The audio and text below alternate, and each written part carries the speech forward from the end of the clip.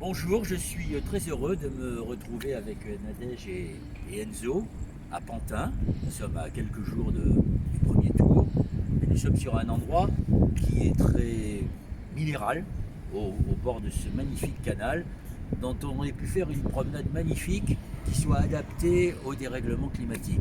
Alors Nadège, tu vas nous dire quelles sont les propositions de ta liste Pantin en commun, notamment sur cet endroit-là, qui est quand même très symbolique de ce qu'il ne faut pas faire.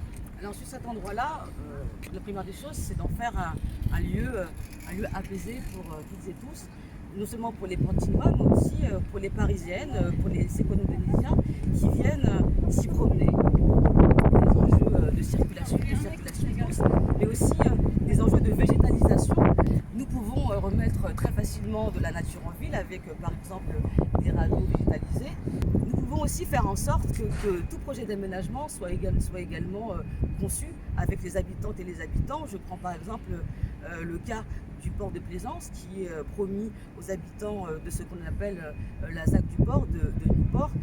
Une insatisfaction parce que ce qui était proposé initialement ne ressemble pas au projet final. Il s'agit d'un énorme projet par rapport à celui qui était prévu au départ. Il s'agit d'un énorme projet, il s'agit d'un projet qui va considérablement limiter les possibilités de circulation, qui va aussi fortement déranger les habitants. Et le problème, et c'est aussi un sujet que Pantin en commun met fortement en avant, c'est que la question de la participation et du dialogue entre les habitants et l'équipe municipale pose problème, et y compris sur des sujets comme ceux-ci qui sont quand même très structurants pour la vie à Pantin. Et alors on s'aperçoit que Pantin est en train de se gentrifier, si j'ai bien compris, la mixité sociale est de moins en moins pertinente ici.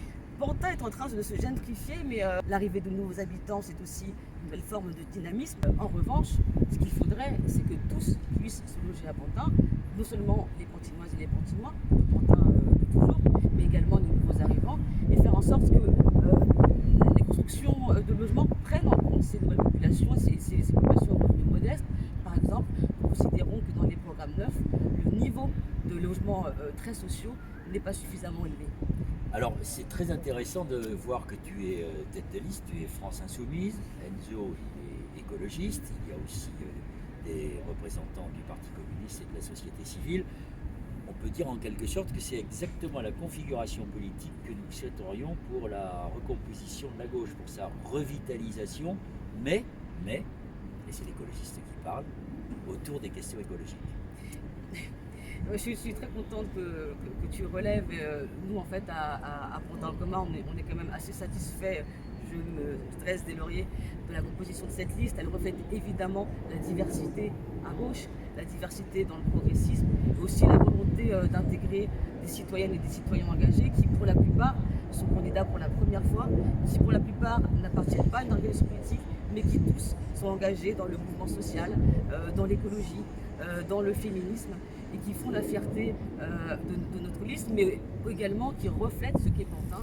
Et nous aimerions évidemment que ça reflète ce que sera la gauche de demain. Et où il faudrait en effet que cette liste qui vous est présentée à Pantin en commun, soit une sorte d'exemple qu'il faudrait suivre un petit peu partout en France.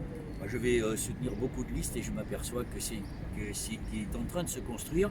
C'est la raison pour laquelle nous pensons les uns et les autres, et en particulier les écologistes, que les élections municipales sont la mère de toutes les batailles. C'est là que tout commence pour la reconstruction de la gauche et la redéfinition d'une société qui soit un cœur d'homme, si je veux dire, d'hommes et de femmes bien sûr, mais qui soit une société dans laquelle on puisse s'épanouir et que nous défendions ensemble une écologie de libération, une écologie d'émancipation, une gauche qui soit revisitée, qui comprenne que le progrès tel qu'on l'a conçu jusqu'à maintenant, il est en train de trouver ses limites, que la croissance dans laquelle nous avons vécu pendant tant d'années, c'est fini, qu'il faut faire autrement, mais que ce n'est pas une raison, que ça ne conduira pas à une société de contrainte. D'ailleurs, vous la voyez, la contrainte.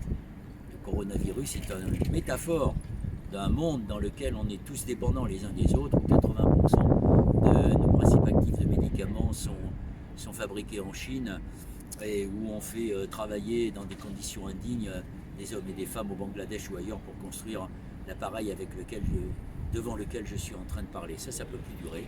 Et donc c'est ce à quoi nous travaillons les uns et les autres pour construire ensemble une société qui soit plus juste et plus solidaire.